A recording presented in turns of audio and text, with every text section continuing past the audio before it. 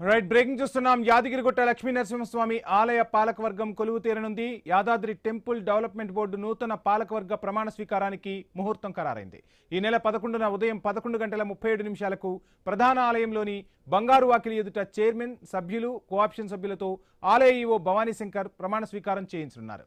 ప్రమాణ స్వీకారం అనంతరం వైటీడీ పాలకవర్గం తొలి సమావేశం నిర్వహించనుంది. ఆలయ అభివృద్ధి పనులు, భక్తులకు కల్పించాల్సిన సౌకర్యాలు, పరిపాలనా అంశాలపై చర్చించే అవకాశం ఉంది.